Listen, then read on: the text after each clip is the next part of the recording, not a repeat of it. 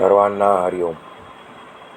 कर्पूरगौरं करुणावतारं संसारसारं भुजगेन्द्रहारं सदा वसन्तं हृदयारविन्दे भवं भवानी सहितं नमामि. भवं भवानी सहितं नमामि. आज आपण नवनाथांपैकी श्री चैतन्य जालिंदरनाथ यांच्या चरित्राचा थोडक्यात अभ्यास करणार आहोत. त्यांचा जन्म कसा झाला, कोठे झाला याबाबत एक कथा आहे. ती कथा अशी आहे, कुरुकुळात जन्मेजय राजापासून 7वा पुरुष जो बृहद्रवा राजा होऊन गेला, त्याने हस्तिनापूरचे राज्य करीत असताना सोमयाग करण्यास प्रारंभ केला. यज्ञाचं नाव आहे सोमयाग. यज्ञ करण्याआधी त्याने प्रारंभ केला. कौरवांचं कुळ ते कुरुकुळ. पूर्वी भगवान शंकराच्या नेत्राच्या प्रळयाग्नीने मदनाला म्हणजेच कामदेवाला जाळले होते. तो अग्नीच्या उदरात वाढत होता. मदन अग्नीच्या उदरामध्ये वाढत होता. त्यामध्ये अंतरिक्ष नारायणाने संचार करून तो गर्भ अग्निकुंडात टाकला. यागाची पूर्णाहुती झाल्यानंतर यज्ञकुंडातील रक्षा म्हणजे राख घेण्याआधी ब्राह्मणांनी यज्ञकुंडात हात घातला असताना त्यांच्या हाताला मुलगा लागून त्याच्या रडण्याचा आवाजही त्यांना ऐकू येऊ लागला. मग पुरोहिताने ताबडतोब ही गोष्ट राजा बृहद्रवाला कळवली. त्या मुलाला पाहिल्यानंतर राजाला संतोष झाला. राजाने त्याला आपल्या हातात घेतले आणि तो त्याचे मुके येऊ लागला. हा प्रत्यक्ष मदनाचा पुतळाच आहे असे राजाला वाटले आणि ती गोष्ट खरीच आहे. ज्याचा जन्म झाला होता तो मदन होता. मदनाचा पुतळा आहे असे त्याला वाटले. मग राजा घाईघाईने त्या बालकाला घेऊन अंतःपुरात म्हणजे राणीवसात अर्थात सुराचना राणीकडे गेला. पूर्वी राजे जेव्हा होते त्यावेळेला स्त्रियांची राहण्याची मोठी व्यवस्था होती. स्त्रियांसाठी वेगळा महाल होता, त्याला म्हणतात अंतःपूर किंवा राणीवसा. तर त्या राणीवसामध्ये गेला राजा त्या मुलाला घेऊन. सुराचनाचे रूप देवांगनेप्रमाणे म्हणजे एखाद्या अप्सरेप्रमाणे होते. कुरुकुळाला तारण्याआधी साक्षात रमा म्हणजे लक्ष्मी, सरस्वती किंवा पार्वतीनेच अवतार घेतला आहे असे सर्वांना वाटत होते. सुराचनाला पाहिल्यानंतर सर्वांना असं वाटायचं की जणू काही रमा, सरस्वती किंवा पार्वतीनेच अवतार घेतला आहे. राणीने हा मुलगा कोणाचा आहे असे विचारल्यानंतर राजाने तिला सांगितले की हा अग्निनारायणाने दिलेला प्रसाद आहे. तुला एक पुत्र आहे, त्याला याचे पाठबळ मिळेल. हे ऐकतात तिने बालकाला आपल्या हातात घेऊन मोठ्या आनंदाने आपल्या स्तनाशी लावतात. ताबडतोब दूध उत्पन्न झाले. मग मोठा उत्सव सुरू झाला. 12व्या दिवशी मुलाला पाळण्यात घालून त्याचे नाव जालिंदर असे ठेवले गेले. त्या दिवशी संपूर्ण गावात साखर वाटण्यात आली. याचकांना भरपूर धनद्रव्य वस्त्र दिले गेले. पुढे बृहद्रवा राजाने जालिंदरचा व्रतबंध केला मोठ्या थाटामाटात. व्रतबंध म्हणजे मौजी बंधन, सोप्या भाषेमध्ये मुंज म्हणतात त्याला. थोडा मोठा आल्यानंतर, वयात आल्यानंतर जालिंदरचे आता लग्न करावे असा विचार एके दिवशी राजाच्या मनात आला.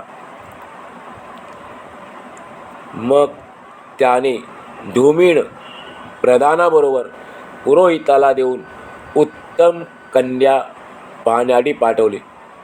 प्रधानाचं नाव आहे धूमिळ. प्रधान गेल्यानंतर बरेच दिवस धूमिळ आता दिसत नाही.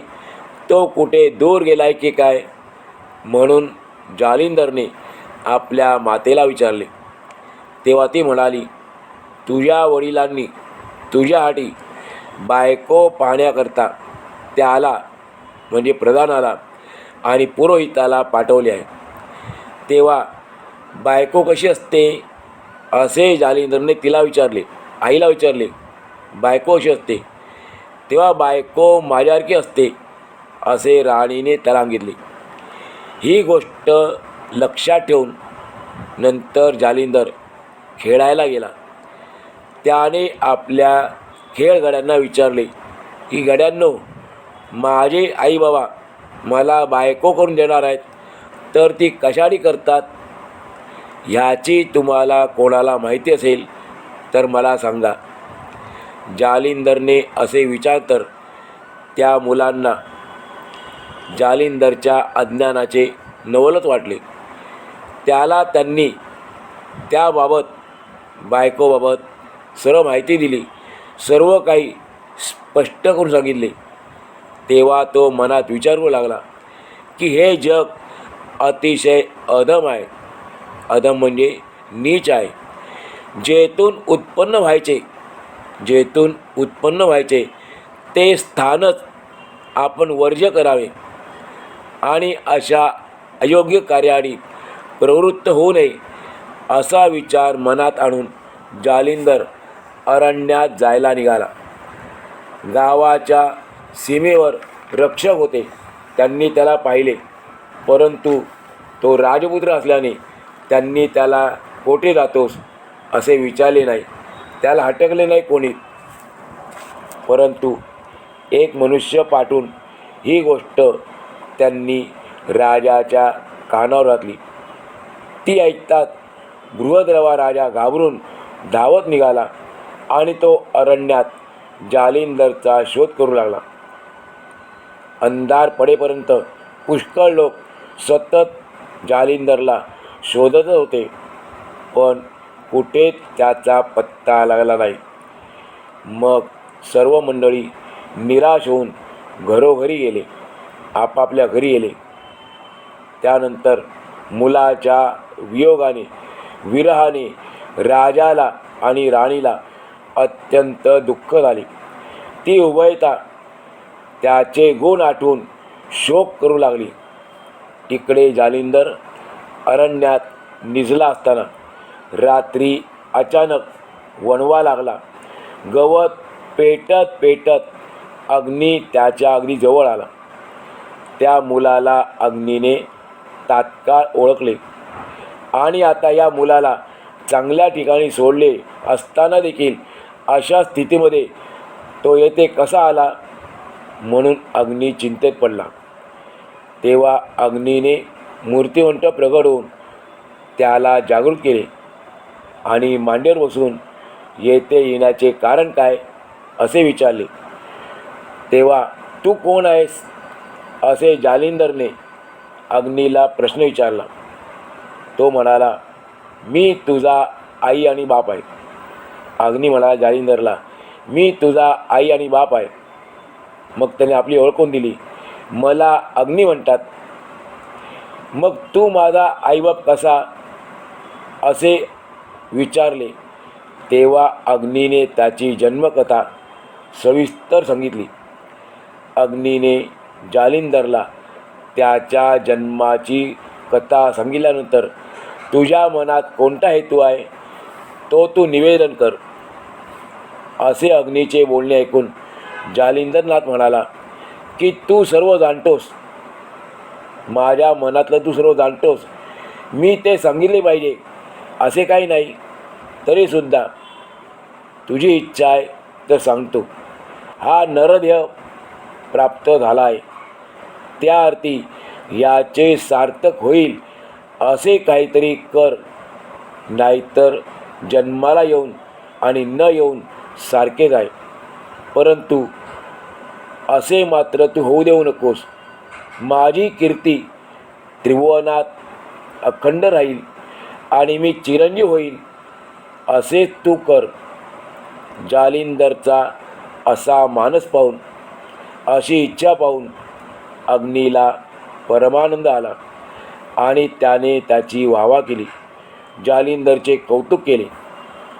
मग जालिंदर सर्वांपेक्षा प्रबल, बलवान, शक्तिशाली व्हावा म्हणून अग्नी त्याला घेऊन दत्तात्रेयांकडे गेला. उभयतांच्या मोठ्या आदर सत्काराने गाठीभेटी झाल्या. नंतर दत्तात्रेयांनी अग्नीला विचारले की आज कोणता हेतू धरून येणे झाले आपले, आणि हा बरोबर असलेला दुसरा कोण आहे, तुझ्यासोबत कोण आलेला आहे? तेव्हा अग्नीने दत्तात्रेयांना सर्व वृत्तांत कथन केला की शंकराच्या देहातला काम म्हणजे मदन मी जाळला होता.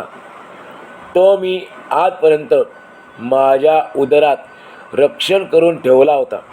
मग बृहद्रवा राजाच्या यज्ञकुंडात या जालिंदर नाथाच्या देहाला निर्माण केले. आता याला मी तुमच्या पायांवर घालतो. अग्नी सांगतो दत्तात्रेयांना, आता मी जालिंदरला तुमच्या पायांवर घालतो. तुम्हीच त्याचे संरक्षण करावे आणि याला अनुग्रह देऊन सनाथ करून चिरंजीव करावे.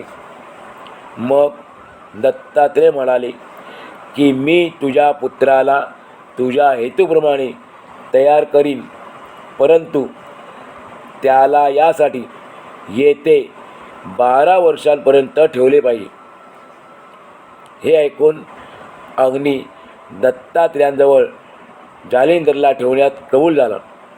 नंतर दत्तात्रेयांनी जालिंदरला आपल्या मांडीवर बसवून त्याच्या मनातील विकल्प घालवण्याचा प्रयत्न केला. त्याच्या मस्तकावर वरदहस्त ठेवतात त्याच्या अज्ञानपणाचा भ्रम निराश झाला आणि त्याला खऱ्या ज्ञानाची प्राप्ती झाली. नंतर अग्नी दत्तात्रेयांना नमस्कार करून गुप्त झाला. मग जालिंदरला घेऊन दत्तात्रेय नित्य फिरत असत. जालिंदर नित्य भागीरथीचे स्नान करून विश्वेश्वराचे दर्शन घेई आणि पांचाळेश्वर कोल्हापूरला जाऊन भिक्षा मागून भोजन करी. अशा प्रकारे 12 वर्षे दत्तांच्या सहवासात राहून नाना प्रकारच्या शस्त्रास्त्र विद्येत तो निपुण झाला. त्याचप्रमाणे वेद, शास्त्रे, पुराणे, व्याकरण वगैरे सर्व विद्यामध्ये सुद्धा जालिंदर प्रवीण झाला. अशा प्रकारे परिपूर्ण झाल्यानंतर दत्तात्रेयांनी दैवतांची आराधना केली आणि ती सर्व दैवते जालिंदरला वर म्हणजे आशीर्वाद देण्यासाठी खाली उतरली. मग अग्नीने तेथे येऊन आणि जालिंदरला सर्व विद्यामध्ये निपुण झाला पाहून आनंद प्रदर्शित केला, आनंद व्यक्त केला. तेव्हा दत्तात्रेयांनी अग्नीला सांगितले की जालिंदर आता सर्व विद्यांमध्ये वाकबगार तरबेज झाला आहे. हे ऐकल्यानंतर अग्नीने त्याला आपल्या खांद्यावर बसवून त्रिभुवनातली दैवते दाखवली. मागे मच्छिंद्रनाथांनी ज्या दैवतांना अनुकूल करून त्यांच्याकडून वर मागून घेतले होते त्या दैवतांनी जालिंदरला सुद्धा वर दिले. नंतर जालिंदरने बदरिका आश्रमात जाऊन ते 12 वर्षे तप केले व कसोटीला उतरल्यानंतर सर्व देवांनी आपापल्या माना डोलावल्या. नंतर आशीर्वाद देऊन ब्रह्मा, विष्णू आणि महेश इत्यादी करून आले सर्व देव आपापल्या स्थानी संतोष पाहून निघून गेले. पुढे बदरिकाश्रमी बद्रीनाथाने म्हणजे भगवान शंकरांनी जालिंदर आणि अग्नीला आपल्याजवळ 3 रात्री ठेवून घेतले. त्यानंतर शंकराने जालिंदरला सांगितले की तू नागपत्र अश्वत्थाच्या ठिकाणी जाऊन यज्ञ कर आणि तेथेच कवित्व करून दैवतांपासून वर प्राप्त करून घे. वेदविद्येचे मंत्र पुष्कळ आहेत. अस्त्रविद्या महान प्रतापी आहे, परंतु कलियुगात तिचे तेज पडणार नाही. मंत्रविद्येचा लोकांना काडीचा सुद्धा लाभ होणार नाही, म्हणून तू कविता सिद्ध करून ठेव. पूर्वी सावरी ऋषीने हा मंत्रविद्येचा मार्ग शोधून काढला होता, पण ती विद्या थोडी असल्यामुळे तिच्यापासून लोकांना म्हणण्यासारखा लाभ होण्याची चिन्हे दिसत नाहीत. 100 कोटी कविता पाहिजेत, ती नवनाथांनी करावी. की 100 कोटी कविता पाहिजेत आणि त्या सर्व कविता नवनाथांनी करावी. सर्व खटपट परोपकारासाठी करायची आहे. तुम्ही सर्वज्ञात, तुम्हाला सांगायला पाहिजे असे नाही. जारण, मारण, उच्चाटन इत्यादिकांसुद्धा कविता करावी असे शंकराने जालिंदरला सांगितले. आणि कानिफनाथाबद्दल 2 शब्द सुचवले की याला तपास बसवून समर्थ कर. शंकराचे सर्व म्हणणे जालिंदरनाथाने मान्य केले आणि मग जालिंदरनाथ आणि कानिफनाथ यांनी 12 वर्षे तेथे राहून 40 कोटी 20 लक्ष कविता केल्या. ते पाहून शंकर भगवान प्रसन्न झाले. त्यानंतर शंकराने नाग अश्वत्थाला ते प्रयोग सिद्ध करून दाखवण्यासाठी बोध केला. त्या ठिकाणी म्हणजे नाग अश्वत्था ठिकाणी हवन करून प्रयोग सिद्ध करून घेतले. सूर्यकुंडाचे उदक म्हणजे सूर्यकुंडाचे पाणी आणून 52 वीरांवर शिंपडले आणि त्यांची अनुकूलता प्राप्त करून घेतली. नंतर ते पुन्हा बद्रिकाश्रमाला आले आणि तेथे तपश्चर्या बसले. आपण आतापर्यंत जे नवनाथ होते त्यांच्या चरित्राचा अभ्यास केला. आज आपण सरते शेवटी नवनाथांची आरती गाणार आहोत. ती आपण आरती ऐकूया. जय देव जय देव जय श्री नवनाथा ओ स्वामी नवनाथा. भावार्थे आरती ओवाळू आरती श्री गुरुदेव दत्ता. जय देव जय देव. कलियोगी अवतार नवनाथांचा केलासे उद्धार भक्तजनांचा. दावीला मूळ मार्ग शावरी विद्येचा आगळा महिमा नकळे स्वामी सिद्धांचा. जय देव जय देव जय श्री नवनाथा ओ स्वामी नवनाथा. भावार्थे आरती ओवाळू आरती श्री गुरुदेव दत्ता. जय देव जय देव. मच्छीपासून झाले स्वामी मच्छिंद्र. गोरक्ष जन्मले गोवर भस्मात. जालंधर उत्पत्ती यज्ञ कुंडात. कानिफ पैलास गजकर्णात. जय देव जय देव जय श्री नवनाथा स्वामी नवनाथा. भावार्थे आरती ओवाळू आरती श्री गुरुदेव दत्ता. जय देव जय देव. जयाचे चरणापासून झाले चरपटीनाथ. गहिनी गोपीचंद अडबंगीनाथ. हरिणीने रक्षले भर्तरीनाथ. पुढे 84 सिद्धांचे गणित.